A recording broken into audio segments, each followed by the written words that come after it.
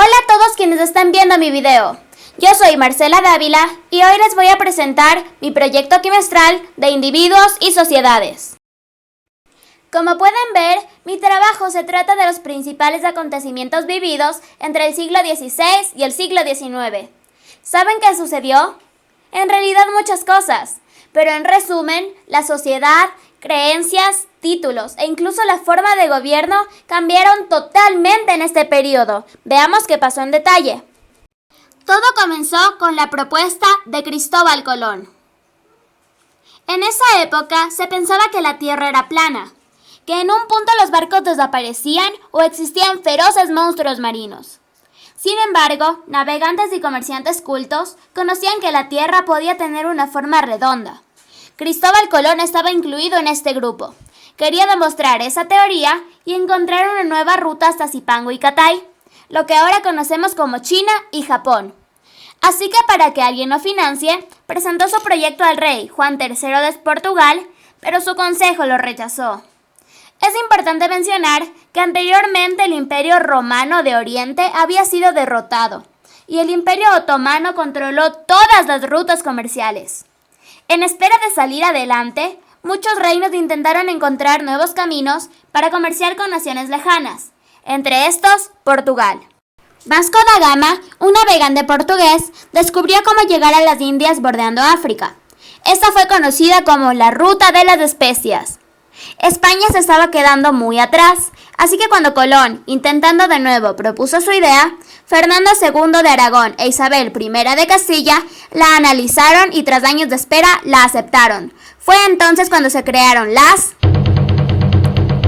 Capitulaciones de Santa Fe, un documento que indica la distribución de las ganancias si Colón tenía éxito en su conquista. Se le otorgaba el título de Gran Almirante de la Mar Océana y de Virrey de todos los territorios. Pero un aspecto importante que casi se me olvida fue que le darían el 10% de los beneficios económicamente. Fue complicado formar la tripulación, ya que no todos querían viajar a lugares desconocidos y probar teorías inciertas. Al fin, en 1492, Colón partió con 2 carabelas, la Pinta y la Niña, al mando de Vicente Llanes Pinzón y Martín Alonso Pinzón respectivamente. Él viajó como capitán de la nao, un poco más grande pero menos funcional, la Santa María. La tripulación estuvo conformada por 90 hombres, mayormente andaluces. Ellos fueron los primeros tripulantes europeos en desembarcar en América.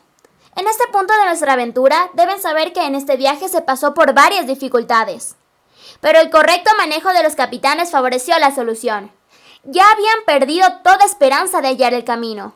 Pero por fin, el 6 de septiembre de 1492, conmemorado en España como el Día de la Hispanidad, el grupo de marineros y comerciantes llegó a una isla en las Antillas, bautizada por Colón como San Salvador, aunque ya se llamaba originalmente Guananí.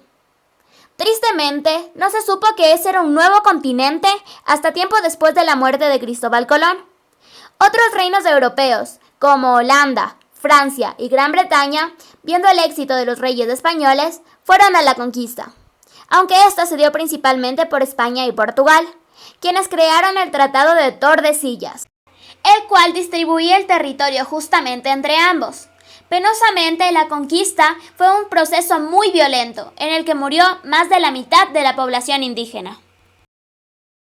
Después de una conquista viene la colonización. Esto quiere decir que una cultura o reino mayor impone a la fuerza sus creencias y modo de vida a pueblos más pequeños. En este caso, los europeos impusieron a la fuerza el catolicismo, sus clasificaciones sociales y modo de vida a culturas aborígenes, como los aztecas, mayas u olmecas. Enfocándonos en la sociedad española, se establecieron 3 principales bases, de las que se derivan los españoles peninsulares, en primer lugar, los criollos, los mestizos, los indígenas y casi en la misma clase los afrodescendientes. Los españoles podían acceder a puestos políticos y tener un estatus económico alto. Los criollos no eran considerados españoles peninsulares como tales y no participaban en la política. Los mestizos podían ser comerciantes, mientras que los indígenas eran mayormente sirvientes o realizaban actividades domésticas. Como último punto se encuentran los afrodescendientes, traídos desde África como dice su nombre, Ellos no tenían derechos y eran esclavos sujetos a la voluntad de sus amos. Como ya dije, fue una aniquilación sistemática, no solo en la guerra, sino también a través de enfermedades que traían los europeos, tales como la viruela, a las que los indígenas no eran inmunes. Aproximadamente hubo 70 millones de muertos. Al ser colonizados, los pueblos originarios tuvieron que adaptarse a las costumbres y creencias impuestas. Por esto se perdieron muchas tradiciones y dialectos aborígenes. Simultáneamente y tras la caída del Imperio Romano, ya mencionada anteriormente, los estados modernos fueron fundados. Cuando todo esto tomó lugar, se creó un nuevo estilo de vida. Pensadores romanos muy reconocidos se dirigieron a Europa cuando su imperio fue derrotado, e influyeron en las personas, creando nuevas cadenas de pensamiento y teorías que se oponían a las antiguas y tradicionales. Un claro ejemplo es la teoría heliocéntrica de Nicolás Copérnico. Esta afirmaba que los planetas, incluyendo la Tierra, giraban alrededor del Sol, quien era el centro del universo. Varios filósofos y personas intelectuales apoyaron esta teoría, y poco a poco fue creándose el humanismo, que contrario al teocentrismo, ponía al hombre como el pilar fundamental y el centro de todo, quien controlaba los aspectos de la vida. En conjunto y apoyándose de estos pensamientos y filosofías, el arte cambió radicalmente. Nació el estilo barroco, extremadamente sofisticado y adornado, en el cual destacan genios como Leonardo da Vinci y Miguel Ángel Buonarroti. El catolicismo, anteriormente muy importante en la sociedad, fue perdiendo poder. La Iglesia fue acusada de corrupción y manipulación. Para encubrir todos estos errores, el clero creó una nueva venta de indulgencias, las que supuestamente podían reducir las consecuencias del pecado cometido por una persona. Los fieles aceptaron esta nueva ley y la Iglesia, con el dinero obtenido, construyó una magnífica y muy decorada catedral. Uno de los sacerdotes, Martín Lutero, sabía que las indulgencias eran por conveniencia, solo eran un invento y un engaño para ganar más dinero.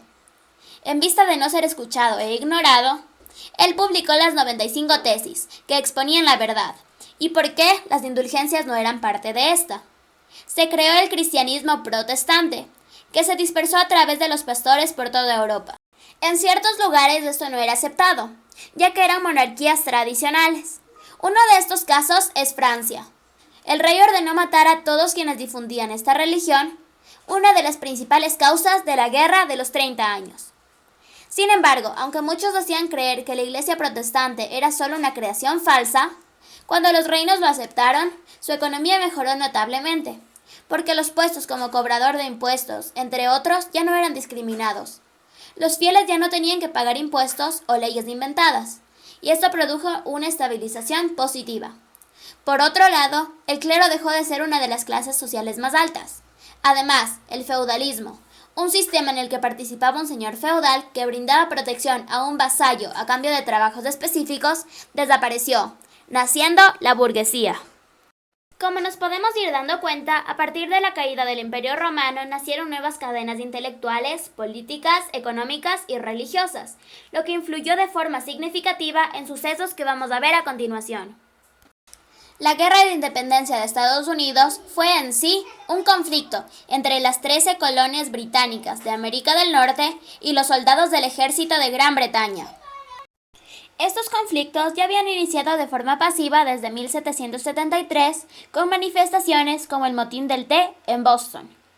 Pero la real Guerra de Independencia comenzó en abril de 1775, cuando un grupo de soldados británicos atacó a algunos soldados revolucionarios que intentaban tomar un depósito de armas. Fue un enfrentamiento muy violento. En mayo del mismo año, las colonias se empezaron a rebelar lideradas por el capitán del ejército George Washington. En julio de 1776, estas se volvieron por derecho estados libres, y se redactó la Declaración de Independencia de los Estados Unidos. En 1778, aproximadamente, se creó el Tratado de París entre las 13 colonias: Massachusetts, Nuevo Hampshire, Rhode Island, Connecticut, Nueva Jersey, Nueva York, Pensilvania, Maryland, Delaware, Virginia, Carolina del Norte, Carolina del Sur, Georgia y, por otra parte, Gran Bretaña. Esto puso fin a la Guerra de Independencia de Estados Unidos y se creó la Constitución de esta nación. En 1783 se proclamó oficialmente la independencia y se creó la Declaración de los Derechos. Por fin, Estados Unidos dejó de ser parte del Reino Británico y tuvo como primer presidente al líder de batalla, George Washington. Si oyeron que dije Tratado de París, no fue un error. Francia fue aliada de las colonias en su independencia y por eso fueron de gran influencia en el siguiente hecho. La Revolución Francesa. Un proceso muy violento caracterizado por un periodo terrible que vamos a conocer. La Ilustración. Una cadena intelectual que había influenciado en las clases medias y populares del reino francés. Estas querían estados libres, una república con igualdad. Francia estaba pasando por inestabilidad económica.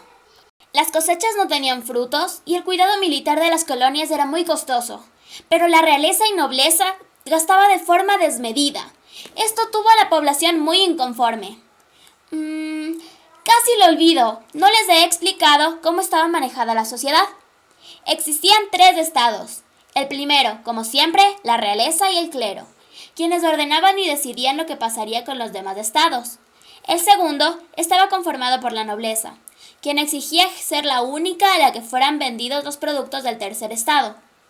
Esta era la clase media y popular, conformada mayormente por campesinos, comerciantes y sirvientes.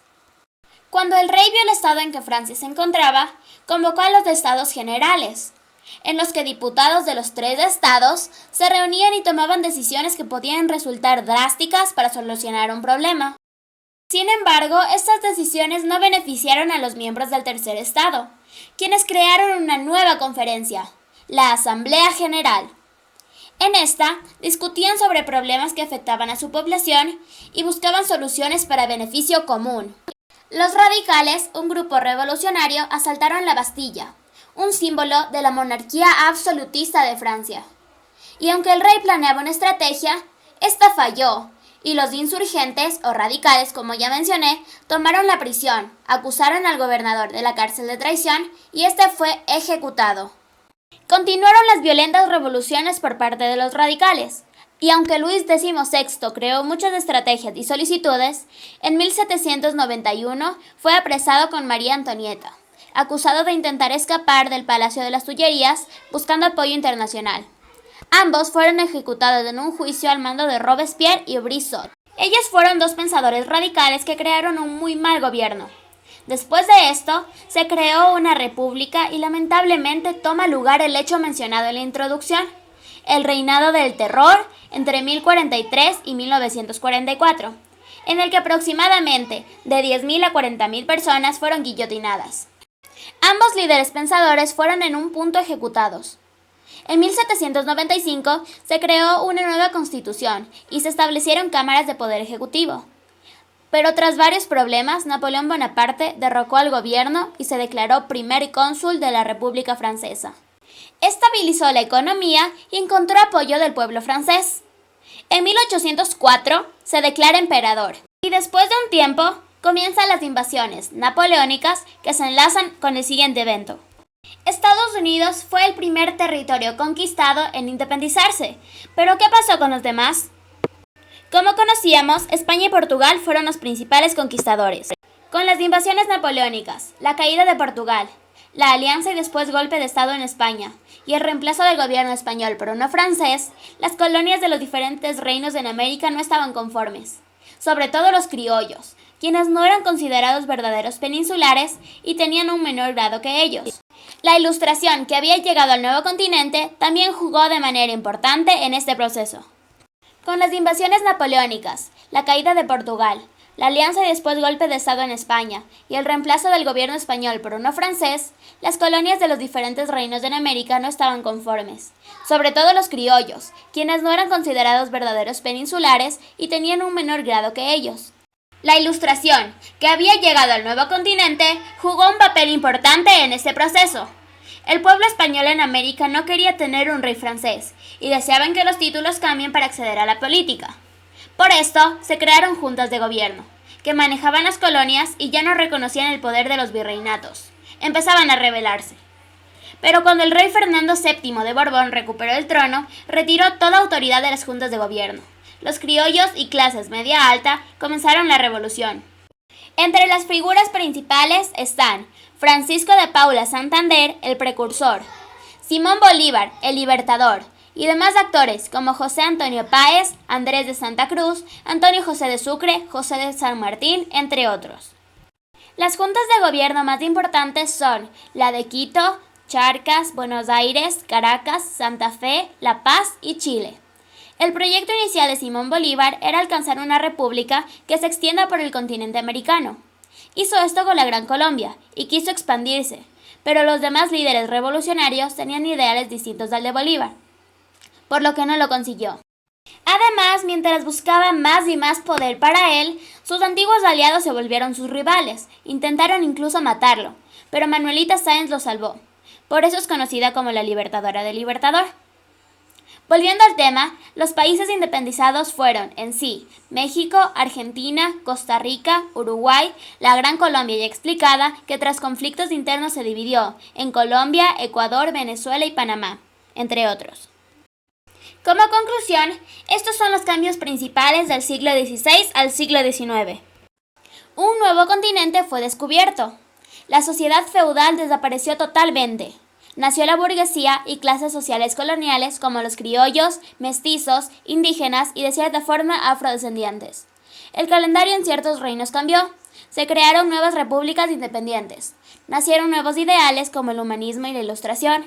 La Iglesia Católica perdió poder y nacieron iglesias protestantes. Las independencias de las colonias americanas, principales fuentes económicas de Europa, se independizaron, desestabilizando la economía de los reinos europeos. Los criollos se convirtieron en los gobernantes de las repúblicas americanas, aunque sea temporalmente. Yo pienso, y deben concordar, este fue un tiempo de cambios masivos en todo aspecto de la vida como se la conocía en ese entonces.